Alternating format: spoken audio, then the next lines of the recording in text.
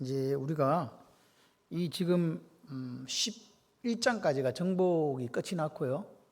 여호수아 12장은 이제 정복한 땅들에 대한 요약이 나오고 13장부터 이제 실제적으로 19장까지가 땅을 분배하는 이야기입니다. 그런데 13장에서는 요단 동쪽 편에 있는 땅을 이미 르우벤과 갓과 므낫세 반지파에게 분배를 했기 때문에 다시 기록해 주는 것이고, 실제적으로 볼 때는 14장부터 이제 분배를 하게 돼요. 14장에 가게 되면 원래는 유다 지파가 먼저 나오게 됩니다. 여러분, 유다 지파가 왜 먼저 나오는지를 한번 생각해 보세요. 유다 지파는 야곱이 축복을 했습니다. 그가 가나안 땅에 기근이 들었을 때, 애굽에 양식을 구하러 갔을 때 유다가 했던 행동들, 목숨을 걸고 베냐민을 지키고 그렇게 나아갔던 그 모습들 속에서, 비록 그가 다말가의 사건을 통해서 하나님 앞에 그렇게 쓰임받을 수 있는 인생이 아니었지만 하나님께 다시 기회를 주시고 그 유다 지파를 통해서 결국은 예수님이 올 수 있도록 영적 장자권을 허락하셨거든요. 그래서 유다 지파가 땅을 받으러 이제 길갈에 있는 여호수아에게 제일 먼저 나오게 되었던 거예요. 그런데 그보다 앞서서 갈렙이 자기 땅을 요구합니다. 근데 이 땅을 요구했던 자체가 중요합니다. 왜? 이스라엘 사람들이 아직도 점령하지 못한 땅들이 많아서 두려움 때문에 그 땅을 줘도 가서 살지를 못하니까 가장 먼저 자기가 그 힘든 아낙 자손이 사는, 목이 긴 사람들이 살고 있는 그 헤브론 산지를 달라고 이야기를 한 거죠. 그래서 결국은 그 헤브론 산지를 쳐서 아낙의 아들들, 세 아들을 다 죽이고 점령을 하게 됩니다. 이게 이스라엘 사람들에게는 엄청난 힘과 위로가 되었을 수밖에 없겠죠. 그리고 나서 유다 지파가 땅을 상속받게 됩니다. 그런데 유다 지파는 왜 땅을 제일 많이 받습니다. 그러니까 숫자가 제일 많아서 그래요. 그리고 나서 16장에 들어가면 에브라임 지파가 나오게 됩니다. 그리고 17장에 므낫세 지파가 나오게 돼요. 땅을 분배받게 돼요. 그러니까 15장은 유다 지파가 땅을 분배받는 거, 16장은 에브라임 지파, 17장은 므낫세 지파, 18장은 베나세 지파, 그리고 19장은 그 나머지 지파들이 땅을 분배받는, 그래 19장까지 끝이 나요. 그런데 그러면 에브라임과 므낫세 지파가 왜 16, 17장에 등장하면서 땅을 받으러 나오느냐? 그것은 또 야곱에게로 가야 돼요. 야곱이 요셉에게 육적인 장자권을 줬어요. 장자는 원래 몇 배 받아요? 2배를 받게 되거든요. 그래서 에브라임과 므낫세가 각기 한 지파가 돼가지고 땅을 실제적으로 이렇게 분배를 받게 됩니다. 그런데 여기서 이제 우리가 땅의 이야기를 하면서 오늘 우리가 생각해 볼 거는 뭐냐? 그래서 16, 17장, 15, 16, 17장을 한꺼번에 같이 봐야 돼요. 왜? 이게 지금 오늘 우리가 어떻게 살아야 되는가의 삶의 모습을 우리에게 보여주고 있거든요. 그리고 우리는 어떤 교회를 이루어가야 되는가라는 부분에 대해서 생각하게 만드는 장이 바로 16, 15, 16, 17장이다. 이렇게 보시면서 말씀을 들으시면 되겠습니다. 한 구절 한 구절에 우리가 집중하기보다는 전체적인 맥락을 이해하는 것이 좋을 것 같습니다. 수요일 저녁에 문자가 왔어요. 남근사님이 병원에 입원했다고. 저는 못 봤는데 사모한테 왔나 봐요. 그래서 이제 제가 확인을 해보니 HB 수치래요. 이게 뭐 헤모글로빈 수치라고 하기도 하고 무슨 비닐 수치라고도 하기도 해요. 그게 12에서 13 뭐 이렇게 되면 정상인데 10 이하로 떨어지게 되면 빈혈이고 그 이하로 떨어지게 되면 많이 떨어지면 이제 위험한 지경에 가는데 입원했을 때 6이라는 수치가 나왔어요. 이제 4까지 내려가게 되면 바로 쇼크해서 이렇게 사망할 수 있는 그런 상황이니까 상당히 위중한 상태였던 거죠. 그리고 이제 그래서 어떻게 했냐 물었더니 수혈을 2번 받았대요. 수혈을 2번 받으면 6이었기 때문에 한 수혈 받을 때마다 한 칸씩 올라간다네요. 저는 잘 몰랐어요. 7이 되고 그 다음에 이제 한 번 더 받았으니까 8이 돼야 되잖아요. 그죠? 수치가. 근데 7이 나온 거예요. 2번을 했는데도. 그러니까 그래서 의사 선생님들이 판단할 때는 어딘가 지금 계속 피가 이렇게 상처가 나서 이렇게 새고 있다고 판단을 한 거죠. 그런데 이게 이제 문제가 생기는 게 계속이기 때문에 이제 수치가 이게 안 되면 떨어지면 이제 한마디로 말해서 하늘나라 가야 되는 그런 상황이에요. 그래서 제가 이제 막 이제 큰 병원으로 가라는 외과 의사의 어떤 그런 쪽이고 내과 의사는 기다려보자는 쪽이었는데 그래서 이제 전화를 막 서울로 전화를 이제 한 거죠. 큰 병원으로 가라 하니까. 그래서 제가 김동욱 선교사에 전화를 했어요. 일이 돼서 지금 서울 가야 되는데 병원을 좀 알아달라 했더니 김동욱 선교사 바로 이야기하는 안 됩니다. 왜 안 되는데 그랬더니 그런 상태에서 앰뷸런스 타고 서울까지 가다가 혈관 파열되면 바로 죽습니다. 그래서 가까운 대학병원을 찾아봐야 됩니다. 그렇게 이야기를 하더라고요. 그 이야기를 이렇게 들으면서 이제 이야기를 해주고 기도하면서 그런 생각했어요. 오늘 밤 내 영혼을 도로 취해가면 내게 있는 것이 누구의 것이 되겠느냐 물으시는 하나님의 음성이 자꾸 제 마음에 이렇게 울리는 거예요. 우리가 사는 날들이 우리 스스로 생각할 때는 참 많은 것 같다는 생각을 해요. 그리고 많은 날들을 살아갈 것 같기도 해요. 그런데 참 제가 수요일날 우리 근사님 오셔서 같이 우리 오전 예배 드릴 때 졸지를 않거든요. 항상 우리가 적어야 되기 때문에. 근데 계속 졸고 있더라고요. 그래서 어디가 몸이 피곤한가 아픈가 그런 생각을 했어요. 근데 아니나 다를까 이제 저녁에 이렇게 입원했다고 이야기를 하는데 그래서 생각을 합니다. 우리가 어떻게 살아야 될까? 참 인생이라는 게 어떻게 보면은요 막 끈질기고 막 오래 이렇게 살 것 같은데 어떨 때는 보면 정말로 허망하다는 생각이 드는 거예요. 육에서 사로 떨어지면 그냥 죽는다고 하니 생각을 해봐. 가족들 입장에서 이게 지금 육에 있는데 수혈을 해도 안 올라가. 이런 상황이 되면 어떻게 되느냐는 거죠. 그래서 제가 이런 생각을 하는 거야. 하나님, 오늘 밤에 내가 하나님 앞에 설 수 있다면, 서게 된다면 나는 부끄럽지 않는 삶을 목회자라서 살 수 있습니까? 그리고 내가 말씀을 전하는 우리 성도들은 그런 삶을 살아서 하나님 앞에 칭찬받을 수 있을까요? 라는 생각을 하게 되었습니다. 오늘 우리가 이 땅 이야기를 하면서 우리는요 이 땅에 너무 땅의 창고에 쌓으려고 하는 생각들이 지금 에브라임과 므낫세 지파에게 있는 거예요. 땅의 창고에 쌓지 말라고 이야기하는 거예요. 땅의 창고에. 하늘 창고에 자꾸 쌓으라고 이야기하는데 우리 속에 있는 본성은 자꾸 땅의 창고에 쌓고 싶어 하는 게 우리의 본성입니다. 그런데 기억하십시오. 우리가 예수를 평생을 믿었는데 하늘 창고에 쌓은 것이 없어요. 그렇다면 부끄러운 인생이 아닐까 하는 생각을 해봅니다. 오늘 여기서 이 말씀들을 생각하면서 오늘 땅을 생각해 봤어요. 가장 많은 것을 받은 지파가 유다 지파인데 그 다음 지파가 이제 오늘 사실 문제가 되는 지파가 이 에브라임과 므낫세 지파입니다. 그 14장에서는 이제 갈렙의 이야기가 나오고 그 장 속에서 또 온니엘의 이야기도 나와요. 그리고 이제 슬로보아스의 딸들이 아버지가 죽었거든요. 그래서 딸들은 상속권이 그때 없었어요. 그래서 모세 앞에 나와서 우리 아버지가 죄를 짓고 죽은 게 아닌데 우리 딸들에게도 상속을 해주세요. 딸들이 상속하는 적이 없었거든요. 그래서 이제 상속을 하게끔 하나님께서 하십니다. 그래서 므낫세 지파 속에 있고 딴 데 가지 말고 그 속에서 결혼해서 살아라. 그러면 이제 준다. 이래서 상속받게 되는 이야기들. 그리고 15장에 유다 지파 땅 분배가 이야기 있습니다. 그런데 여러분 기억하셔야 돼요. 15장 마지막 절이 63절인데요. 예루살렘 주민 여부스 족속을 유다 자손이 쫓아내지 못하였으므로 여부스 족속이 오늘까지 유다 자손과 함께 예루살렘에 거주하니라. 여러분 다윗이 예루살렘 성을 점령할 때 400년 동안 그 성이 정복되지 않았다고 이야기하잖아요. 그 성이에요 지금. 그래서 그때도 못 쫓아냈고 그 뒤로 400년이 흘러서 다윗이 쫓아냈을 만큼 그 예루살렘 성은 강력한 견고한 그런 성이었다. 난공불락의 요새였다. 그래서 여기 중요한 단어가 그래요. 쫓아내지 못했다는 거예요. 유다 지파가 엄청나게 가서 쫓아내려고 싸웠는데도 어떻게 할 수가 없었다. 이 이야기입니다. 그런데 문제는 여기서 발생하는 게 아니고요.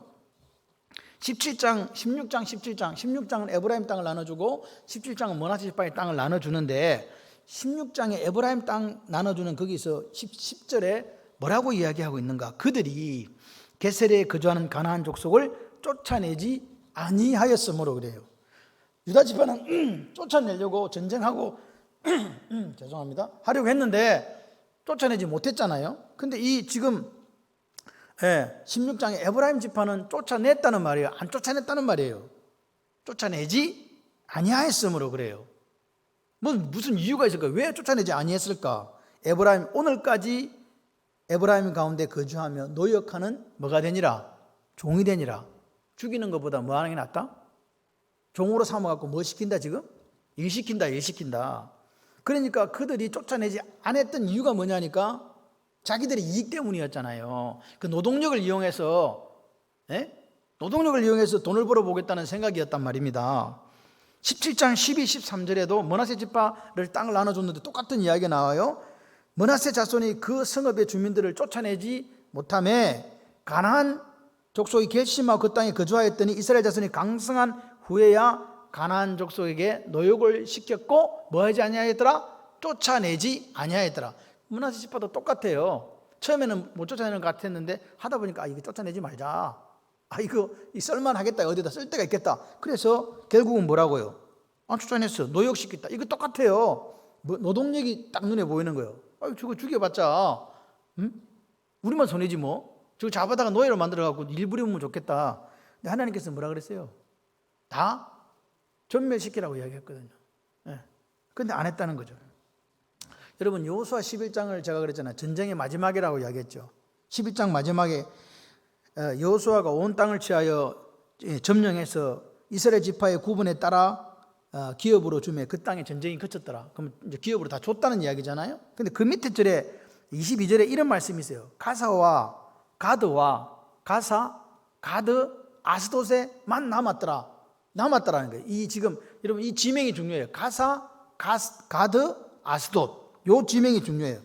약간 남았더라. 약간 남아있다 이 말입니다. 다 없애버렸는데, 그죠? 자, 그래서 다 남아있다는 말은 뭐 하지 못했다? 다 정복하지 못했다는 거잖아요. 근데 이 지명이 뒤에 다시 나와요. 이 지명이 중요한 이유가 그냥 성경에 기록한 게 아니에요.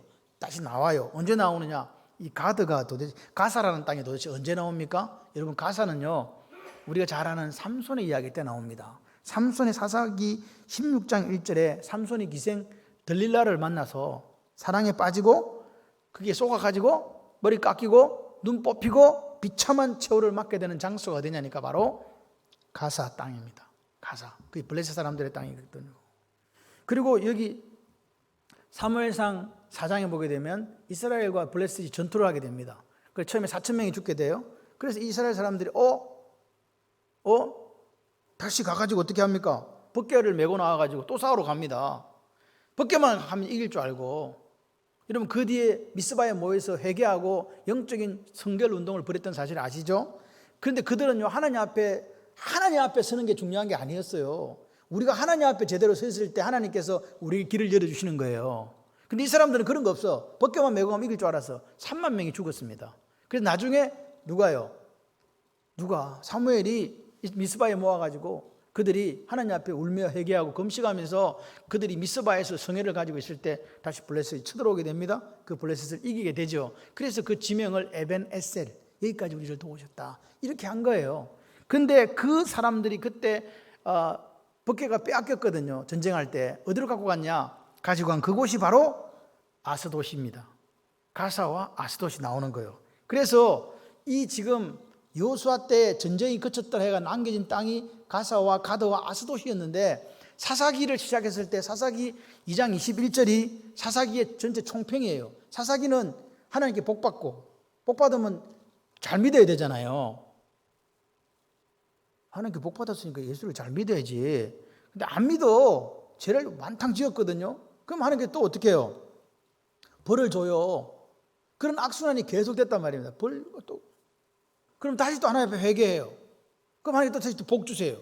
이런 일들이 왜 악순환이 반복되었냐? 사사기 2장 11절 이하에 보게 되면 이렇게 우리에게 이야기해요. 이스라엘 백성들이 여호와를 버리고 누구를 버리고 여호와를 버리고 다른 신들을 따랐고 누구를 따랐고 다른 신들을 따라갔다 그래요. 그리고 밑에는 뭐라고 하니까 여호와를 버리고 바알과 아스다롯을 섬겼다 이렇게 얘기해요. 지금 누구를 버렸어요? 우리는 바알과 아스다롯을 버리고 다른 신을 섬기는 우상들을 버리고 누구를 섬겨야 되는데 여호와 하나님만을 섬겨야 되는데 이스라엘은 거꾸로 간 거예요. 여호와를 버리고 바알과 아스다롯을 섬기고 다른 신들을 따랐다. 그 결과가 뭐였을까요, 여러분? 그 결과가 사사기예요. 그리고 그 마지막 결과는요, 나라가 분열되고 망하는, 멸망당하는 그게 결과였습니다.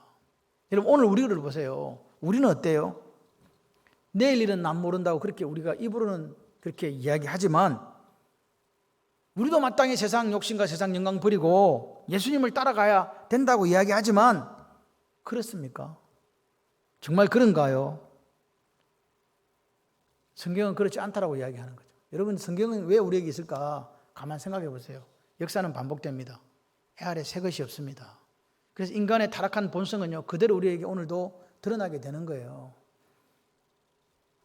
바알과 아스타를 섬기고, 마찬가지로 우리는 오늘날 하나님을 버리고 세상을 쫓아가는 모습이 오늘 우리 모습 아닙니까? 역사는 반복됩니다. 사람은 변하지 않습니다. 그래서 하나님께서 진노하셔서 말씀하시는데 이렇게 얘기합니다. 나도 여호수아가 죽을 때에 남겨둔 이방 민족들을 다시는 그들 앞에서 하나도 쫓아내지 아니하겠다. 23절에 보게 되면 여호와께서 그 이방 민족들을 머물러 두사 그들을 속히 쫓아내지 아니하셨으며 여호와의 손에 넘겨주지 않았다라고 성경은 이야기해요. 쫓아내지도 않고 여호와의 손에 넘겨주지도 않았고, 그래서 가사와 가드와 아스돗이 남아있다라고 이야기하잖아요. 왜 남겨줬냐? 왜 남겨줬냐 물으신다면, 이스라엘 백성들이 뭐 가지고 이때까지 이 전쟁이 누구의 전쟁이었기 때문에 하나님의 전쟁이었고, 하나님이 함께 하시면 이기는 전쟁이었거든요. 그들이 전력이 저들보다 강해서 이긴 적이 없단 말입니다. 하나님이 함께 하셨기 때문에 이긴 줄 믿습니다. 그래서 그들이 믿음으로 뭘로? 여전히 여호수아가 정복을 해서 다 정복한 게 아니기 때문에 남아있는 땅들은 여전히 뭘로 가지고? 믿음 가지고 그들을 쫓아내는지 쫓아내지 못하는지를 하나님께서 보고 싶었던 거예요. 그래서 남겨둔 거라니까요. 오늘 우리에게도 있어요. 믿음으로 우리가 이 세상을 이기는지 이기지 않는지 하나님이 보시는 거예요. 그래서 아마도 하나님께서 이 코로나를 오늘 허락하신지도 몰라요. 이 전염병을 누가 만들었다가 중요한 게 아니라 이런 전염병 속에서 우리가 어떻게 하는지를 하나님은 우리를 테스트 하시는지도 모르겠다 하는 생각을 합니다. 마찬가지로 이 사람들에게 가드와 가사와 아스돗의 그 거인들을 남겨둔 이유가 뭐냐? 블레셋 사람 남겨둔 이유가 뭐냐? 믿음으로 그들이 쫓아내는지 그렇지 않는지를 하나님께서 보고 싶은 시금석이었다, 이렇게 보여집니다. 그런데 유다 지파는 쫓아내지를 못했고 에브라임과 므낫세 지파는 쫓아내지를 않았다는 사실입니다. 왜? 눈에 보이는 뭐가 있어가지고? 이익이 있어가지고. 여러분, 하나님 말씀이 여러분보다 앞섭니까? 여러분의 눈에 보이는 이익이 앞섭니까? 물어보자는 거예요. 여러분, 이들은 이익에 따라서 타협한 거잖아요. 세상과 적당하게 남겨두자. 그럼 내게 돈 된다. 그래서 그들은 하나님 말씀에 순종하지 않은 거예요. 이게 오늘 에브라임과 므낫세 지파가 우리에게 보여주는 우리들의 영적인 실체입니다. 말씀에 순종하지 않고 뭐라 그랬습니까? 그거 다 철병거가 있던데요. 다 철병거가 있어요. 그래서 못해요. 그렇게 이야기를 하는 거란 말입니다. 여러분, 가만 생각해 보세요. 핑계 없는 무덤 없다고 우리가 신앙생활에 핑계 대기 시작하면요, 이래서 교회를 못 와, 이래서 예배를 못 드려, 이래서 내가 신앙생활을 못하고, 이래서 헌신 못하고, 이래서 봉탑 못해, 이렇게 하면 결국은 어디로까지 가느냐? 세상에 삼켜짐 당한다. 세상 정신에 삼켜짐을 당한다. 여러분, 기억하시기를 바랍니다. 여러분, 이 정도는 괜찮겠지? 그게 없습니다. 여러분, 개구리를 그냥 이렇게 잡아다가 솥에다 이렇게 찬물에 넣어 놓으면 걔는요, 그게 좋다고 이렇게 헤엄을 치요. 밑에서 지금 뭐 하고 있는데, 지금 불 떼고 있는데, 불 좀 떼니까 물이 따뜻해져 오거든요. 얼마나 노곤해. 개구리는 너무너무 좋아하는 거예요. 근데 그 다음은 어떻게 돼요? 삼겨 죽습니다. 그게 오늘 우리가 타협한 결과예요. 이 정도는 괜찮겠지? 없어요. 이게 말씀의 근거에서 아니라면 어떻게 해야 된다? 철저하게 잘라내야 된다. 그게 오늘 하나님 우리에게 요구하시는 거예요. 같이 해보실래요? 못하는 것이 아니라 믿음이 없어서 안 한 겁니다. 못하는 게 아니라니까요. 그 하나님에 대한 믿음이 부족하니까 자꾸 세상이 보이는 거잖아요. 쫓아내지 못하는 게 아니고요, 다른 욕심이 있어서 쫓아내지 않는 거잖아요. 그게 오늘 이야기입니다. 그래서 이 문제 때문에 결국은 이 사사기가 그 악순환이 계속 되풀이 되는 거예요. 우리 속도 마찬가지잖아요. 말씀과 기도로 그렇게 지라고 했는데 내 생각이, 내 경험이, 내 고집이 하나님 말씀보다 앞서가는 거예요. 그러니까 우리 삶의 악순환이 계속 되풀이 되는 거예요. 타협은요, 눈앞에 이익에 급급해서 생기는 거 아닙니까? 이익이 너무 커 보이니까 하나님 말씀을 포기하잖아요. 뭘 포기해야 되는데? 눈앞에 보이는 이익을 포기하셔야 되는데 하나님 명령, 즉 하나님 말씀을 포기하는 에브라임과 므낫세 지파를 보십시오. 그게 우리의 자화상이에요. 이런 타협이 당장은 그 사람들에게 유익을 주는지 모르지만 여호수아서 마지막 장에 가보게 되면 그들의 채찍이 되고 올무가 되어서 결국 그들을 멸망으로 이끌어 간다라고 성경 우리에게 증언해 주고 있습니다. 여러분 기억하십시오. 타협은요, 지금은 어느 정도의 유익을 내게 가져다 주지만 마지막은 뭐냐? 모든 걸 잃게 만든다. 모든 걸 잃어버리게 만드는 주범이다. 기억하십시오. 만약에 하나님 오늘 밤 우리를 부른다면 우리가 하나님 앞에 뭐라고 대답할 수 있을까? 점검해 보시면 좋겠습니다. 같이 한번 해보시래요. 어떤 일이 있어도 말씀은 포기하지 않겠습니다. 이게 오늘 우리의 모습이 되었으면 좋겠어요. 당장의 어떤 편리 때문에 주일 타협하고 예배 타협하고 기도 시간 타협하고 성경 묵상하는 시간 타협해서 포기한다면 마지막에는 이스라엘 백성들이 하나님 버리고 아스타롯과 바알을 섬긴 것처럼 우리도 세상을 섬기게 될 수밖에 없고 멸망당할 수밖에 없다. 저는 이렇게 생각해요. 코로나 우리는 핑계 대면서 그렇게 살았잖아요. 예배 드리는 것에 대해서도. 여러분 그러나 기억하십시오. 지난 1년 동안 교회 와서 예배 드리다가 코로나로 죽은 사람은 제가 볼 때 한 분도 없습니다. 그런데 왜 우리는 이렇게 두려워할까요? 제가 볼 때 두려움이 아니라 이거보다 다른 유익이 있기 때문이 아닐까 하는 생각을 더 하게 됩니다. 여러분 우리가 가지 못하는 곳이 어디 있습니까? 여러분 코로나 확진이 되어도 가족 모임 하잖아요. 코로나 확진이 되어도 동기 모임 하잖아요. 다 해요. 지금 TV에 나오는 집단 감염은 어디서 일어납니까? 다 지인 간에 모임을 통해 일어난다고 이야기하고 있지 않습니까? 다 해요. 그런데 왜 우리가 하나님 앞에 나오지 못할까요? 스스로를 속이고 있는 거예요. 부러 지킬 만한 것 중에 마음을 지키는 저와 여러분들이 되기를 소원합니다. 여러분 말씀과 세상을 타협하려고 하는 그 생각 자체를, 시도 자체를 포기하십시오. 타협은 우리 신앙을 병들게 하는 주범이에요. 이 시대가 하나님 말씀을 따라 사는 게 아니라 자꾸만 세상과 타협하라고 요구해요. 그렇지 않습니까? 좋은 것이 좋은 거라고 이야기합니다. 그러나 여러분 그렇지 않습니다. 하나님 말씀을 따라가는 저와 여러분들이 되기를 소원합니다. 세상과 타협하라고 말하면서 그것이 옳은 것이라고, 그것이 하나님이 원하는 거라고 궤변을 늘어놓는 목사들조차도 있습니다. 여러분 그런데 그거 아닙니다. 목사를 할지라도 양의 옷을 입고 우리에게 나오는 일일일 수 있다는 사실을 기억하셔야 돼요. 말씀이 아닌 것을 늘어놓는 사람은 이미 목사의 길을 포기한 사람입니다. 그래서 우리가 하나님이 원하시는 게 정말 뭔지 안다면 그것에 목숨을 걸 수 있는 우리가 되기를 소원합니다. 을을 위하여 박해를 받는 자는 복이 있나니 천국이 그들의 것임이라고 말씀하시는 마태복음 5장 10절의 이야기를 기억하십시오. 여러분 지금 이 시대에 하나님은 어떤 사람을 찾는가? 예레미야 5장 1절의 말씀처럼 너희가 만일 정의를 행하며 진리를 구하는 자를 한 사람이라도 찾으면 내가 이 성읍을 용서하리라. 하나님 찾으시는 그 한 사람이 저와 여러분이 되기를 소원합니다. 두 번째는 뭐냐? 같이 해보실래요? 첫 번째 타협하지 말자는 거고, 두 번째는 뭐예요? 욕심내지 말자. 시작. 여러분 16장 10절과 17장 12, 13절에 에브라임 지파는 16장 10절은 유다 지파의 이야기입니다. 쫓아내지 못했고 에브라임 지파는요 어떻게 16장 17장에는 둘 다 뭡니까? 오늘 쫓아내지 않았다라고 이렇게 이야기하는 거예요. 쫓아내지 않았다. 이 요셉 지파가 이제 오늘 보시면 이의를 제기하고 났습니다. 뭐라고 14절에 보니까 여호와께서 오늘 읽은 말씀입니다. 여호와께서 복을 주셔서 우리가 큰 민족이 되었거늘 당시 나의 기업을 위하여 한 제비 한 분깃만으로 내게 주심이 어찌함입니까? 이렇게 묻는 거예요. 왜 한 제비만 주냐고. 한 제비 하나 뽑아갖고 땅 줬다 이 말입니다. 왜 숫자에 따라서 하나님께서 이야기했지. 숫자에 따라서 주고 제비를 뽑아주라 그랬잖아요. 이거 왜 생겼습니까? 공평하다고요. 좋은 땅은 다 좋으니까 제비를 뽑아서 숫자대로 나눠주라. 그렇게 해서 이제 나눠준 겁니다. 근데 여러분 요셉은 원래 한 지파에 요셉이 자기밖에 원래 없으니까. 근데 두 지파 목을 줬죠. 다른 지파보다 2배 받은 거 맞습니까? 틀립니까? 맞잖아요.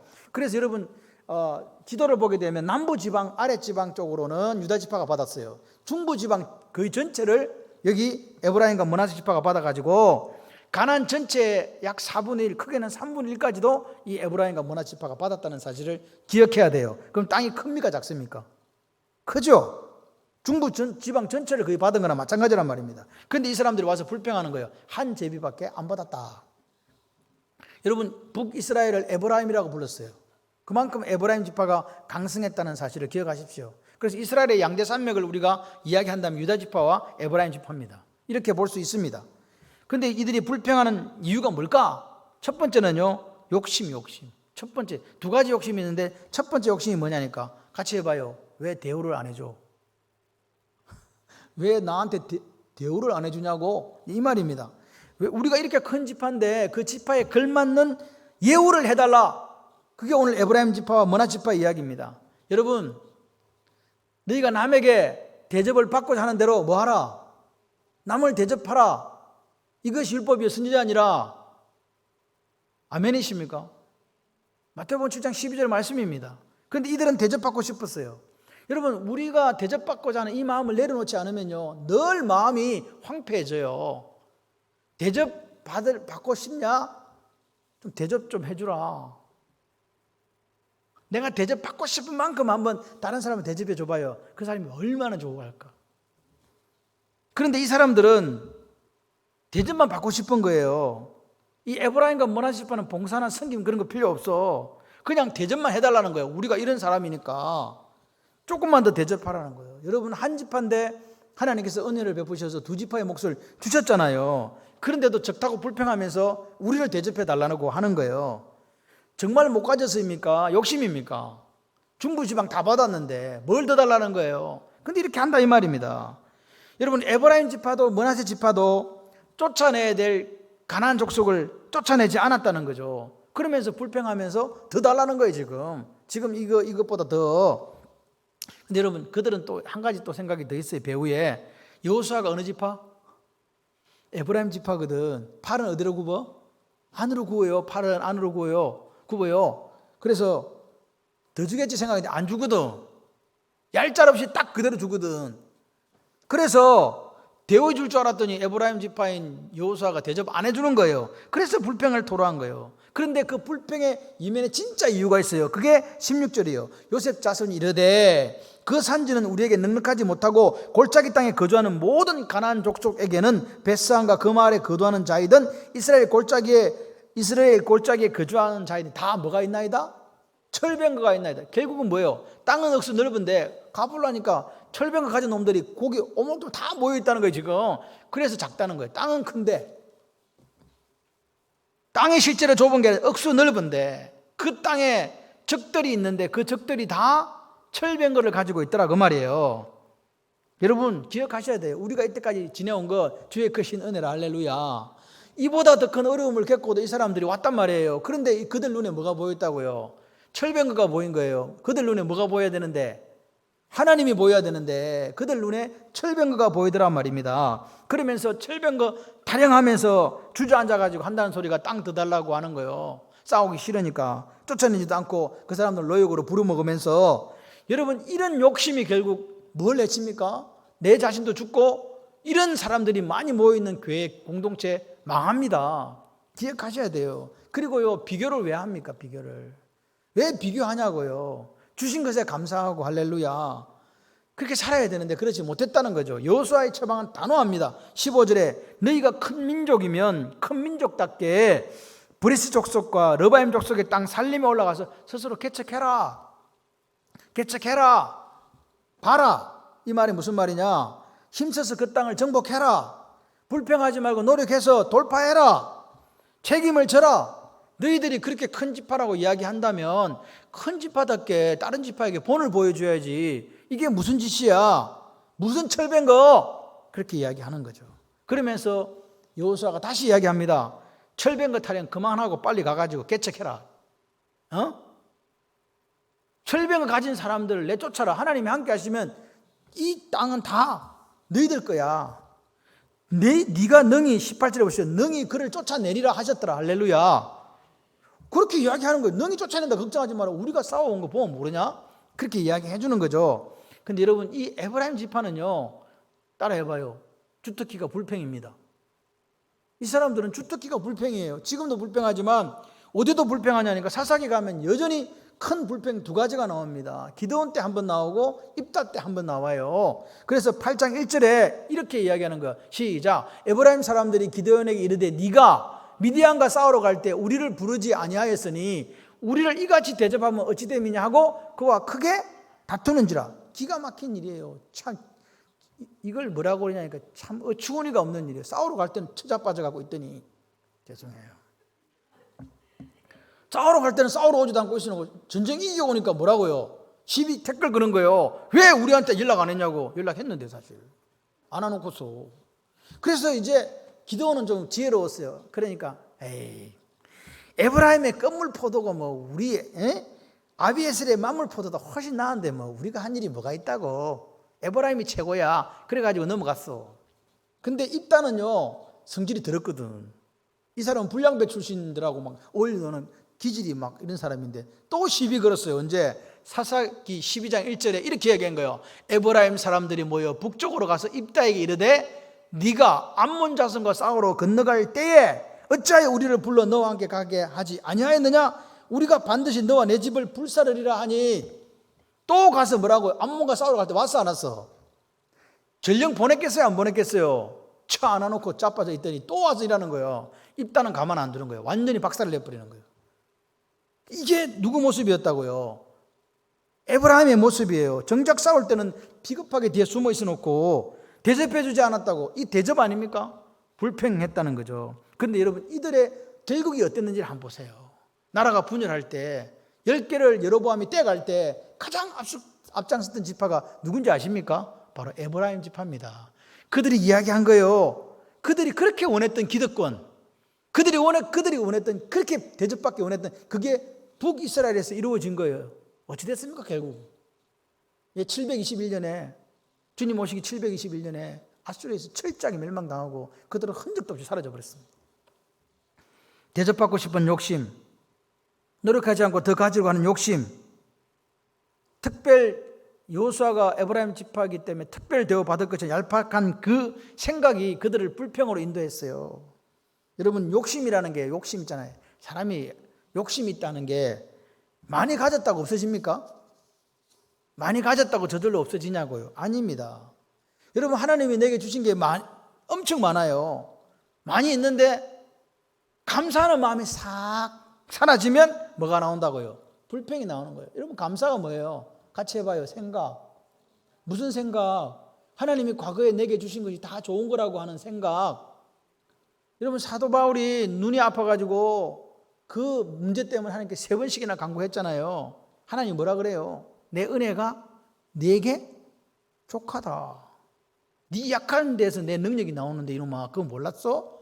그랬을 때부터 바울이 자기 약함을 자랑하고 다녀요. 내가 눈이 이렇게 잘 문제가 있어도 목회자로서 흠이 있지만 여러분 하나님 저한테 말씀했어요. 네 약한 데서 내 능력이 나온다고. 그래서 저는 이제부터 약함을 자랑하고 다닙니다. 약함을 자랑하고 다니는 사람은 바보요 천치요. 자기 부족함을 자기 단점을 자랑하고 다니는 사람이 바보요 천치요. 여러분 욕심은 근본적으로 채워질 수가 없어요. 아무리 가졌어도 그 욕심은요 성경은 서울의 뱃속 같다 그래요. 차지 않는 거예요. 그래서 결국 인생이 끝이 가면 파멸이요. 욕심이 잉태한 적 죄를 낳고 죄가 장성한 적 사망을 낳느니라. 이 말씀이 오늘 우리에게 기억되었으면 좋겠습니다. 에브라임과 므낫세 이런 욕심을 뭐라고 우리는 해야 됩니까? 땅 좀 더 달라는 거 사소한 겁니까? 여러분 같이 해봐. 욕심은 사소한 것도 큰 것도 없습니다. 다 똑같다는 말이잖아요. 작은 것도 욕심이고 큰 것도 욕심이에요. 여러분 더 가지는 욕심만 욕심입니까? 아닙니다. 우리 삶을 살아보십시오. 얼마나 수많은 욕심들이 있는가. 같이 해보실래요? 누가 욕심을 더 내려놓는 거가, 누가 더 욕심을 내려놓는가가 믿음의 척도입니다. 결국은 보세요. 누가 더 내려놓을 수 있는가예요. 더 내려놓을 수 있는가. 이게 믿음이에요. 믿음. 그래서 그리스도인들은 어찌 보면요 손해보는 사람들이에요. 내려놓아야 되기 때문에. 여러분 오늘 이 욕심들 때문에 교회가 능력을 잃어버리는 거예요. 이 교회라는 것은요 유행의 교회이기도 하지만 여러분 자신이기도 해요. 필요합니다. 그것을 오늘 우리가 두려워하는 마음이 있었으면 좋겠어요. 여러분, 대접받으려는 욕심은요, 누구에게나 있습니다. 근데 이거 내려놓는 거 쉽지 않죠? 기득권 있죠? 그거 내려놓는 거 쉬워요? 쉽지 않아요? 쉽지 않아요. 그렇기 때문에 우리가 마태복음 7장에 보게 되면 여러분, 구하라, 찾아라, 두드리라는 것에 대한 구체적인 대상이 없어요. 기억하셔야 돼요. 근데 우리는 맨날 돈만 구해. 우리는 맨날 다른 걸 구해요. 근데 12절에 결론이라니까, 너희가 대접받고자 하는데요, 남을 대접하라. 우리가 남을 대접할 수 없는 인생이라는 거예요. 맨날 판단하고 비판하고 헤아린다는 거예요. 그죠? 그래서 그런 인생을 살게끔, 남을 대접하는 인생을 살게끔, 내 욕심을 내려놓고 살게끔 기도하라는 거예요. 그래서 누가복음에서 가장 좋은 것이 성령이라고 이야기하는 이유가 이겁니다. 왜? 성령이 있어야 우리 힘으로는 안 되니까 성령 하나님이 그렇게 살게끔 도와주시니까요.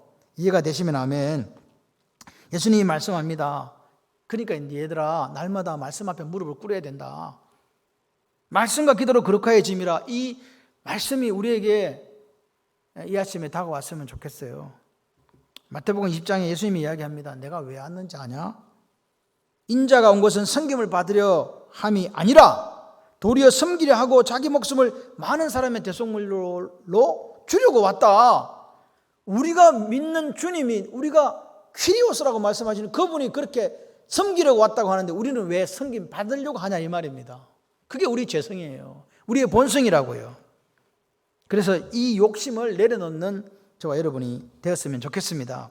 그런데 이제 마지막으로 우리가 생각해 볼 게 뭐냐니까, 바로 갈렙과 여호수아의 이야기예요. 갈렙과 여호수아. 이 에브라임과 문화 지파에 대조되는 두 사람이 바로 갈렙과 이 여호수아입니다. 여러분, 이들은 어떤 사람들입니까? 유일하게 40년 전 가데스 바네에서 정탐하고 살아남은 유일한 생존자 두 사람입니다. 그리고 이 사람은 역사의 산정인이잖아요. 그리고 이 사람들은 그 이스라엘 민족의 수장들이에요. 맞습니까? 기득권을 가졌다면 누가 가장 요구해야 돼요? 먼저 에브라임 지파의 여호수아, 유다 지파의 갈렙이 요구해야 됩니다. 근데 갈렙이 받은 땅이 비옥한 땅입니까? 천만의 말씀요. 거대한 아낙 자손, 목이 긴 짐승들이 살고 있는 그곳을 달라고 한 거란 말입니다. 그리고 갈렙은 그것을 정복하고 나서 땅덩어리를 다 차지한 게 아니에요. 아주 작은 땅 차지하고 그곳에 남은 인생 살다가 하나님 부름받았어요. 가장 높은 자리에 있고 기득권 주장할 수 있었지만 그런 거 하지 않고 양보하고 희생하더라 이 말입니다. 본을 보여준 거예요. 그럼 여호수아는 그럼 어떻게 살았냐고.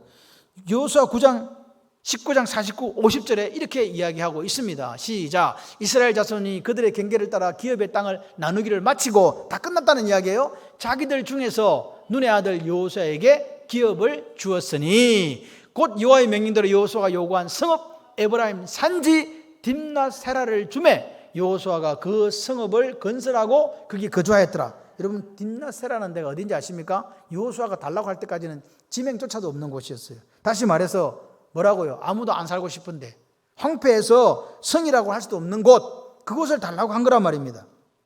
그 황폐한 땅에 가서 나이 들은 여호수아가 그걸 개간하고 그 건축하고 그렇게 사는 거예요. 노인이었던 여호수아가요, 가장 척박한 땅을 달라고 요구한 거란 말입니다. 거기서 구슬땀 흘리고 새롭게 그 땅을 지어갔다. 그게 성경이 우리에게 증언하고 있어요. 그러니까 보세요. 갈렙과 여호수아는 결국 가장 좋은 땅을 받았어요. 가장 척박한 땅을 받았어요. 가장 척박한 땅을 받았잖아요. 용감하게 정복했고 청렴하게 부지런히 개척하고, 그래서 그들에게, 이스라엘 민족들에게 희생과 양보가 이런 거다 보여준 줄 믿습니다. 뭐 대가를 받고자 내가 기득권을 누리고자 선봉에 싸운 게 아니라고요. 그들의 헌신은요, 그들의 충성은요, 하나님 보시기에 아름다웠다고 저는 믿습니다. 여러분, 에브라임 지파가 행복했을까요? 욕심냈던, 아니면 갈렙과 여호수아가 행복했을까요? 저는요, 갈렙과 여호수아가 행복한 삶을 살았다고 믿습니다. 여러분, 오늘 우리가 이 아침에 생각해 볼 게 있어요. 사과 있잖아, 사과. 썩은 사과. 꼭 사과가 상할 때는 다 상해서 상하는 게 아니에요. 그 중에 한 놈이 문제가 있은 거지. 그러면 그 나머지 어떻게 돼요? 다 상하는 거지. 여러분, 상한 음식 한 개 들어가면요, 멀쩡한 음식 상하잖아요. 냉장고에 아무리 놔도 소용없어. 이런 에브라임 지파의 그 상한 모습이 다른 지파에게 어떤 영향을 미쳤을까? 다른 모든 지파들이 다 쫓아내지도 않고 못했고 쫓아내지도 않았다는 사실을 아십니까? 그게 사사기 역사예요. 여러분, 그들의 끝은 결국 멸망이었습니다. 그러므로 오늘 이 아침 우리가 점검해 봐야 돼요. 내가 혹시 교회 공동체에서 썩은 사과 역할을 지금 하고 있는 것 아닌가? 여러분, 적은 누룩이 온 반죽을 부풀게 한다는 사실을 아십니까? 선한 영향력을 끼치시는 저와 여러분들이 되기를 소원합니다. 오늘 우리 교회에 필요한 게 뭘까? 갈렙과 여호수아처럼 양보하고 희생하고 본을 보이는 믿음이 있어야 될 줄 믿습니다. 더 가지고 싶은 마음 있잖아요. 대접받고 싶은 마음. 가장 많은 사람은 아마 여호수아와 갈렙이었을 거예요. 근데 그들은 그 권리를 사용하지 않고 권리 포기를 했다는 사실을 기억합시다. 그래서 하나님이 이 두 사람을 귀하게 여기시는 줄 믿습니다. 여러분, 오늘 아침에 우리 한번 점검해 봐요. 본능이 이끄는 대로 살지 말고 하나님 말씀을 쫓아 살겠노라고, 그것이 나와 우리 교회를 살리는 길이라고 믿는 저와 여러분이 되기를 소원합니다. 여러분, 세상과 타협하지 말고 이 어려운 시대에, 이 타락한 시대에 말씀 앞에 서는 저와 여러분들이 되기를 소원합니다. 여러분, 내가 가진 것에 만족하지 못하고 욕심 부리는 인생이 아니라 나누고 베풀고 섬김 있는 그 삶을 살아주시기를 바랍니다.